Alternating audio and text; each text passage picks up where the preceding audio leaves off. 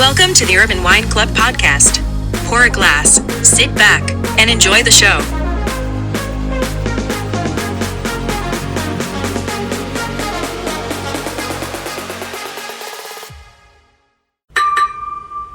Hello, everyone. Welcome to the UWC podcast. I'm your host, Foti Stamos, and with me, as always, my co-host, Claudia Leitzman. Claudia, I feel like having a martini now. What do you think? I would love that. It's 10 a.m., but it's 5 o'clock somewhere. Exactly. And all thanks to our guest, who is a familiar face, but also a very passionate, driven individual. Let's welcome to the podcast, Johnny Livanos, the founder of Stray Dog Gin. Johnny, thank you so much for joining us once again on such a busy schedule that you have. That was just an inspiring video to begin with. Thank you.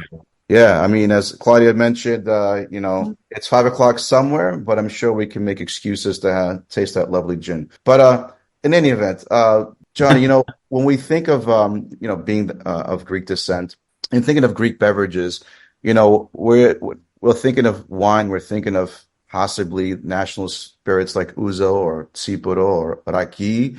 But why gin? Where did this come from? Why gin? That is a great question. And first of all, let me say, Foti, Claudia, it is a pleasure to be here with you all. I haven't been on the podcast in a while, so it's fun to be back. But why gin? That's a great question. Gin, well, first of all, it's a delicious beverage. I personally love gin. It's one of my favorite things to drink.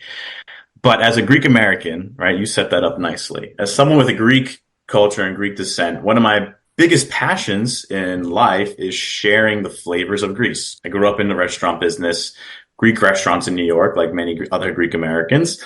And something we love doing is sharing our recipes, whether it's our yayas, our babus, famous dish, or whether it's wine from the hometown where we're from. Gin isn't something Greece has a long history of, but they have a long history of distilling, a long history of using botanicals and spirits, like with ouzo or tsipuro. And Greece has some of the most delicious, fantastic, robust abundance of herbs and botanicals, like rosemary, oregano, sage, foscomilo, mastika, which is one of the most unique botanical ingredients in the world, only comes from Greece. And there's only one spirit that I know of where you could combine all those things together and make a beautiful thing, and that is gin. So gin was really, for me, the perfect blank canvas to showcase the flavors and ingredients that make Greece such a beautiful place and a beautiful culture and a beautiful cuisine and gastronomy. So it was the blank canvas to kind of set up a way for me to share my story and our story as Greeks. And were you at some point in this discovery or this light bulb in your head thinking to yourself, are there any other gins? Were you like trying to research who else is out there? At that time, that while they were making some gin in Greece, they weren't Greek gin, right? There was, some distillers making London Dry or very, classic style gins in Greece. But nothing really was with the goal of embodying the Greek flavor. So, we are one of the first gins being made in Greece to showcase Greece as our whole concept. Wow. And where can people find your product? Is it also in Greece? Is it just in the US at this time? So we are growing. We are currently available in a few countries. So the United States is our main market since I do live here. I live in New York. So we are currently available in about 20 states in the US plus Puerto Rico. We are also available in Greece throughout the whole entire country, from the Thessaloniki to Athens to all of the islands. And we are also available in Australia. But more to come soon. So we're focusing in the next few years on expanding throughout Europe and North America. But one step at a time. We're a small team and we don't want to get too ahead of ourselves. But we're now an international brand.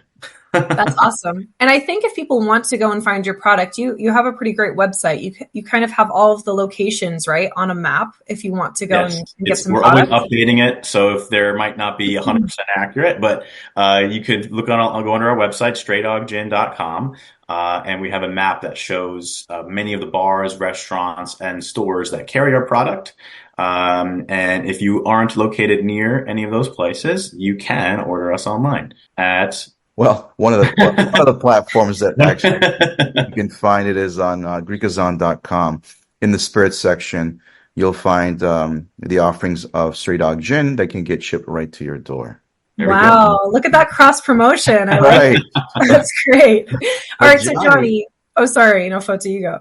I was just going to say, Johnny, this couldn't have come at a better time in the industry where, the last handful of years, the cocktail category has been explosive. And we're introducing, I'll use the word loosely, new drinkers in general to categories that they probably would have started somewhere else, whether it been, the beer or the wine category. But cocktails seem to stay on fire. Mm-hmm. Mm-hmm.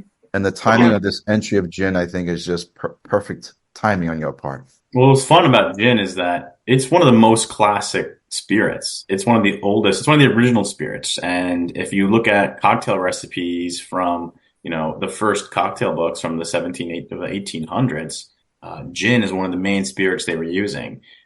So what's happening today with gin, which is what I find to be really exciting about the category, is we've expanded so much into gin's long and interesting history, where today we have these new Western style gins, new botanicals are being used, gins are representing different countries, and that allows the bartender or a home cocktail maker to explore and have so much creativity.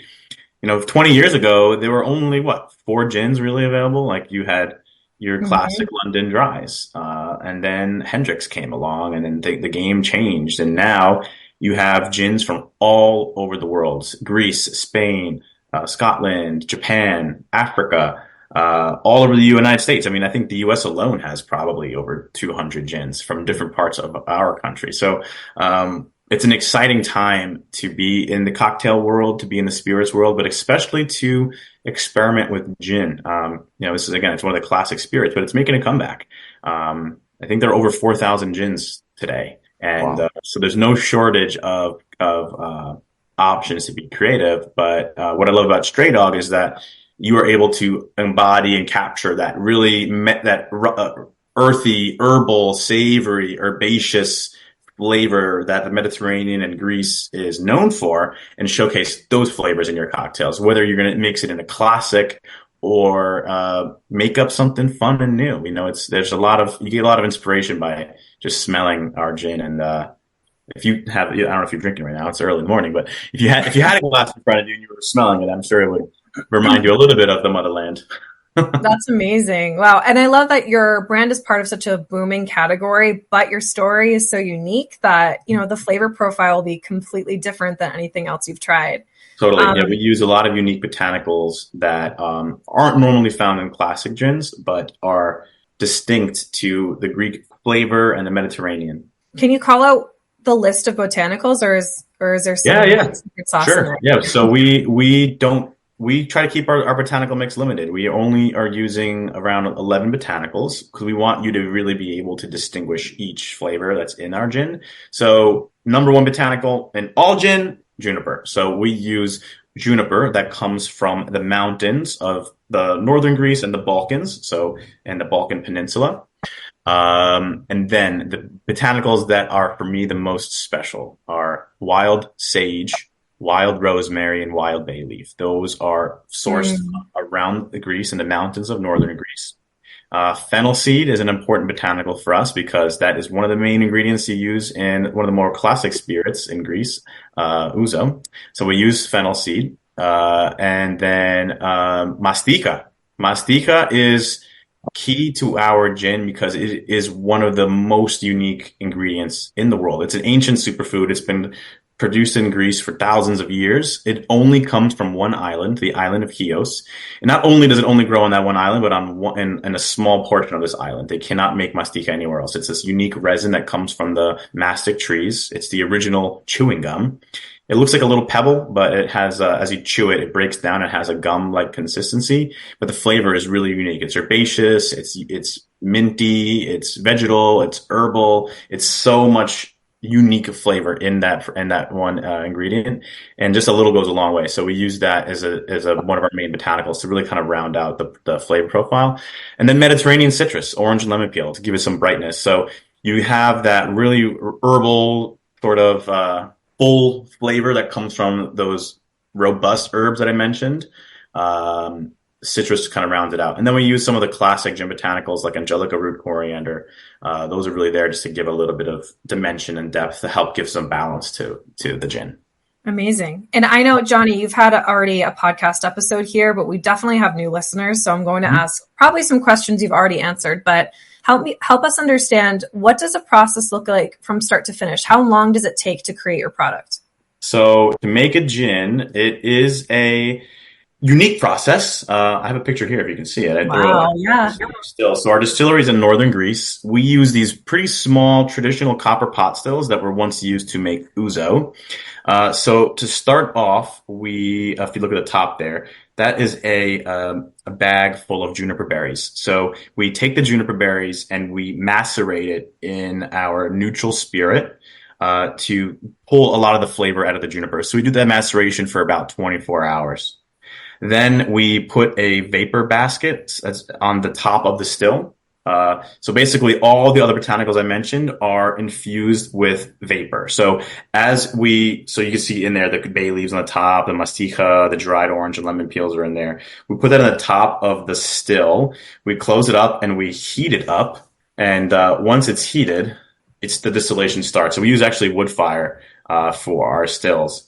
So as it heats it up, basically the vapors from the distillate are rising through the basket like steam, alcoholic steam. It's in a simple way to describe it. And as it's passing through all the botanicals, it's infusing itself with the delicious aromas of the sage, the bay leaf, the mastica, all the citrus gets pulled in through there. After that, one of the most important ingredients with gin, or with any spirit for that matter, is water. Over half of the liquid in the bottle is water. So our water source from the mountains of northern Greece comes from a natural spring called the Lutra Pozar. Our water does have a lot of this fantastic minerality to it, so that gives a little extra body and texture. So after it comes off the still, we bring it down approved to about 43.5% alcohol by volume. So the whole distillation process takes, a day. And then we rest it in these stainless steel tanks for a few months because spirits need time to rest to allow all the flavors to come together. Then we bottle it, package it, and send it across the world. Wow. Amazing. I love it. And what year did you start this brand? It's a long process to get a brand started. Our company began officially in 2018. The first official recipe was finalized in the end of 2019. And our first attempt of a launch happened when our first shipment arrived, March of 2020. Oh, that's what I was waiting to hear. Great time to launch anything. That was hard. We got our first shipment right in the beginning of the pandemic. So our launch wasn't really according to plan, but it was still good. We then ended up launching more online. Actually, Foti was a big help there because we were doing cocktail classes and having online presence. Nice. So that was our launch. But I guess, our official launch was really 2021. Okay. Where that was when we got to be in bars again and got to be in restaurants and got to see bartenders play with it and make cocktails. Because that's the whole part of my making a gin, was to get people to experiment with it. I come from a bartending and restaurant background. So as much as I love being in stores and retails, I love seeing the bartenders really come to life and experiment with the product. So that was really, I think, the real true launch of the gin. Yeah, that makes sense. I mean, and your product is so unique. Again, this isn't just like a classic gin and tonic situation here. You're offering a very unique product that really embodies the flavors of Greece. So naturally with that, there needs to be some sort of experimenting in the restaurant world. Right. So now that you've had a few years of kind of having your product in the real world, what are you seeing people doing and how are people being creative with your product in restaurants that maybe our listeners can try and experiment with at home? Sure. So the fact that our gin is more savory, herbal, and full-bodied, it lends itself to cocktails in a lot of unique ways. So that herbaceous essence really lends well to more stirred bitter cocktails like a Negroni, because I think our gin really holds up very well against Campari and sweet vermouth. I think a lot of gins sometimes get lost in a Negroni. You don't necessarily taste the gin. You're tasting the Campari. Right? That Campari is such a strong modifier. You need to have a gin that is strong too. So our flavors are great in that. I have seen some really fun savory martinis. Think about a martini is one of the the most important savory cocktails. People mixing olive juice in a martini, like that's how many other drinks are really have that savory, salty backbone. So the ingredients we have in our gin lend really well to complementing either olive brine or a dirty martini for sure. We've seen some fun experimentations adding, things like instead of olives using the regular like Spanish olives using Greek olives, Kalamata olives, stuffing olives with feta cheese to play along with the Greek flavors. I have seen some bartenders even do like a sardine stuffed or anchovy stuffed olive or caviar stuffed olives, incorporating another briny, savory ingredient into a cocktail. So, and a lot of cocktails sometimes incorporate, this food element to it. And Stray Dog was really inspired by food and those ingredients. So I love seeing people play with that. Then I will say, having a savory ingredient pairs well with fruit, right? Like sometimes you want to make a drink with grapefruit or strawberry or watermelon, but you don't want it to be a sweet cocktail, but you love the flavors of fruit. Using Stray Dog is a way to really balance with a contrasting flavor pairing. Pairing that herbal with grapefruit for me is like the best combination. So we do see some people mixing Stray Dog with grapefruit soda, which is delicious. We have a cocktail in New York at one of the rooftop bars that's using freshly squeezed watermelon juice, mastica, and Stray Dog. And the Stray Dog just lends itself really well to complementing those more fruity flavors. So there's a lot of different ways you can go, but it's mainly when you're trying to incorporate that herbal savory note or that herbaceousness, that bright tones from the herbs. I think that's where we come in as a really fun gin for cocktails. Nice. And how do you like to drink your drink at home? How is it served usually? Oh, it depends. I mean, I hate squeezing lemons at home, so I do like simple cocktails, like a gin and tonic. For me, is one of my favorites because I have an herb garden. I could just pick some herbs from my garden, throw it in the glass, top it off with tonic water, and it's so easy to make at home. If you can get Mediterranean tonic, like the 3 cents Mediterranean, 3 cents Aegean, or Fever Tree Mediterranean tonic. Well, their classic tonic is just, quinine and some citrus. And then there are so many different tonic flavors out there now. So some brands like Fever Tree has a Mediterranean tonic. 3 cents is a tonic from Greece called Aegean tonic. They're using ingredients like basil and rosemary and cucumber. So it's, you still have that quinine bitterness that all tonic has, but then adding in other botanicals that lend really well to using with the flavors of our gin. So that's fun. But my wife, when she's making it, at home, she just likes like Stray Dog, club soda, a splash of lime. That's it. So there's really no wrong way to drink it. My grandfather, he's probably one of the biggest fans of Stray Dog for many reasons, but I switched him. I got him off of Ouzo, and he's now drinking Stray Dog. He loves just having it on the rocks. That's it, like on the rocks with a lemon twist, because it is very smooth. That's one thing I think if you try Stray Dog, you realize it is a very smooth gin. The consistency has a beautiful mouthfeel because of the copper pot stills, but also because of the botanicals we use are very rich in oil. So like that creamy texture comes through. So having it neat or on the rocks is also a fantastic way. If you don't feel like mixing things and being a bartender and cleaning up after yourself, just pour it over ice. That's one of my favorite ways to have it too. Nice. Sometimes less is more, but it's great that you can do either. You can get creative and fun with it, or you can just have it really simple. For sure. It's the best of both worlds. Yeah. So tell me, how did the people take it at BCB? You were there this week, right? So BCB was this week. For those of you who aren't familiar with BCB, it's a bar convent Brooklyn. It's a bar convention now, and I think it's 5th or 6th year in Brooklyn. Originally it was in Berlin. So the Brooklyn one is the offshoot of the Berlin show. There were over 260 brands there. It's a great way to see what's happening in the industry, connect with other brand owners and brand managers, and see some really cool things. I mean, there's so much excitement in the industry. And I was really proud and fortunate to be included on this awesome panel where we got to discuss terroir in gin. So that's a subject I've been kind of passionate about. Terroir is a unique concept. And for those of you who aren't familiar with terroir is a term I think you mainly hear discussed in wine, where you are where it basically, terroir is the discussion of the land, meaning like the soil, the slope of the hill, of the valley, the sun exposure, the cloud cover, the microclimate, that weather of that area, and the interaction of the hand of the maker. All these factors play a role in the taste of the final product. And with wine, it is pretty apparent because wine is just one ingredient. It's just grapes. So the grapes take on the flavor of all the things that go into it, nature. Terroir can be expressed in spirits too. You mainly talk about this with some agave-based spirits like mezcal, because they are, again, one ingredient. It's just agave. It's coming from this unique place that's with unique soil.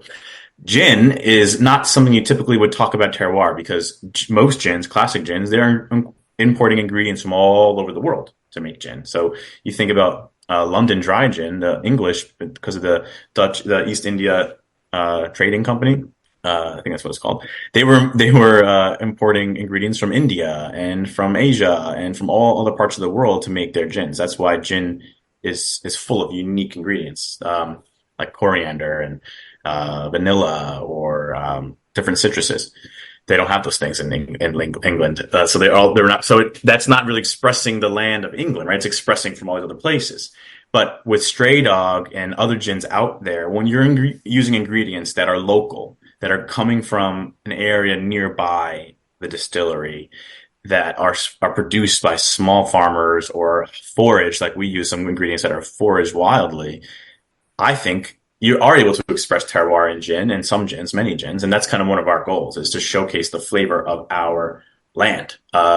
So the panel at BCB was about discussing that. We had a few other great gins on our panel, like Nika from Japan and Bayab from South Africa, which uses unique botanicals from the Bayab tree. And it was really an honor to be able to discuss something new that's happening in the gin industry, and also to be a part of something new, a new trend that's kind of emerging right before our eyes. So that was fun. That's really cool. I'm more of like a gin drinker just for pleasure, and I'm not like a super geek about it, but I find it fascinating.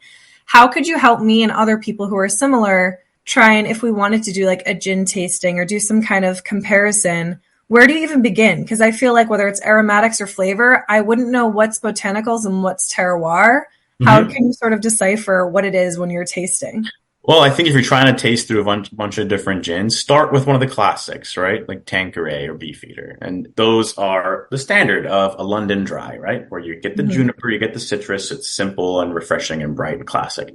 And then maybe try a couple of gins from all over the world. You know, there's some great gins from Mexico right now. There's some great gins from Scotland. There's great gins from Italy, our gin from Greece, Japan. So maybe I would say pick like 3 or 4 different countries, and then you can start to see and read the back of the label, read what ingredients are in there, and you should be able to tell what's in them. So like, you know, a Japanese gin, there's many out there that incorporate like some green tea or yuzu citrus rather than using lemon or orange. Like we use orange for the Mediterranean.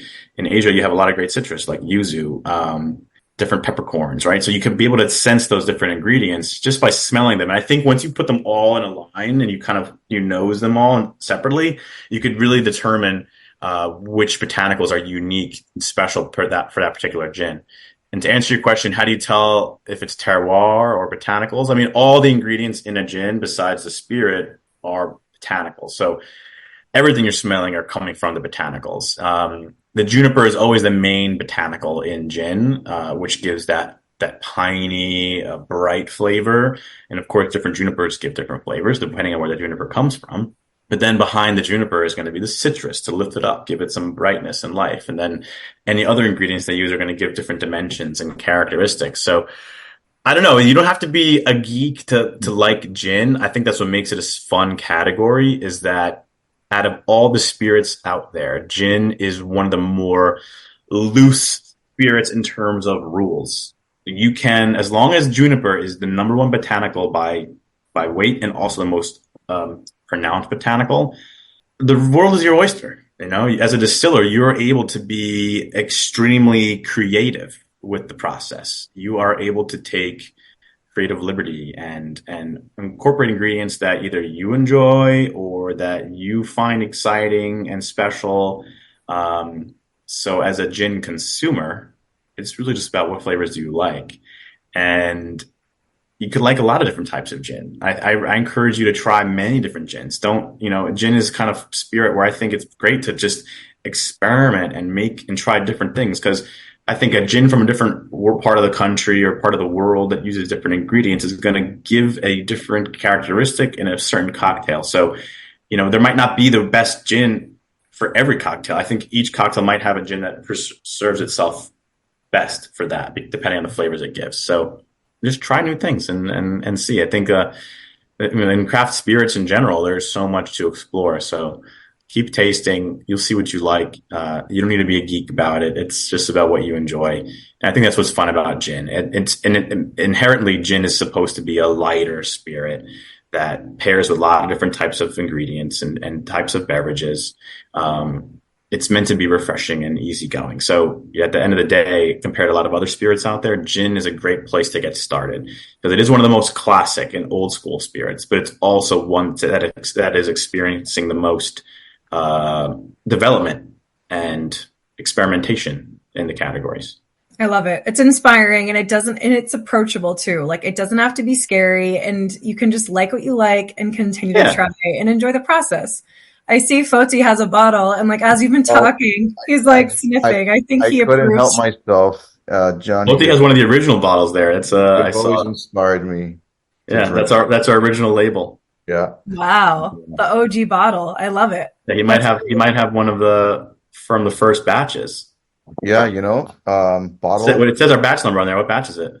Well, this is batch number 2. Batch number 2, one of the first. And what batch are you on now? I don't know. 1,000. Not two. We're in the 50, double digits at least. 50, 60. Yeah, we're up. That's We're less than 100, but definitely higher than 50, I think. That's very cool. And Johnny, I know, just as we wrap up, I do want to hear sort of a little bit of the personal side, the charity side. I know you're involved with some kind of charity, and how does it work?